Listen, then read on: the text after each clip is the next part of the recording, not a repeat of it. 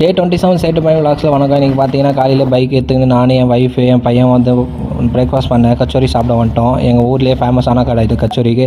அதுக்கப்புறம் பார்த்தீங்கன்னா கோயிலுக்கு வந்துட்டோம் கைஸ். இது வந்து ரொம்ப பழமையான கோயில். இங்கே வந்து வேண்டது எல்லாமே நல்லதாக நடக்கும் சொல்லி காலையில் வந்து கோயிலுக்கு வந்து சாமினா கும்பிட்டுட்டு பார்த்தீங்கன்னா மத்தியானம் போல் வந்து என் வீட்டு பக்கத்துலேயே ஃபங்க்ஷனு.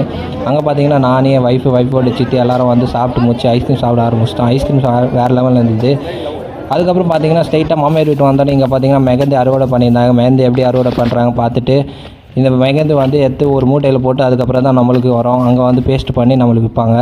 அதுக்கப்புறம் பார்த்தீங்கன்னா பைக் எடுத்து நானும் என் ஒய்ஃபு என் பையன் பார்த்தீங்கன்னா ஹாஸ்பிட்டல் கிளம்பிட்டோம். நேற்று சொன்னேன் என் பையனுக்கு உடம்பு சரியில்லை, இன்னும் சரியாகலன்னு சொல்லி எங்கள் ஊர்லேருந்து 30 கிலோமீட்டர் தள்ளி ஒரு பெரிய ஹாஸ்பிட்டல் இருக்குது குழந்தைங்களுக்கு. அங்கே கூட்டின்னு வந்து டாக்டர்கிட்ட காமிச்சு மருந்தெல்லாம் வாங்கிட்டு திரும்பி வீட்டுக்கு வர வழியில் பார்த்தீங்கன்னா எங்களுக்கு சோடா ஷாப்பு தெரிஞ்சிச்சு. இந்த சோடா ஷாப்பு வந்து சம்மர் ஃபேமஸ் எங்கள் ஊரில்.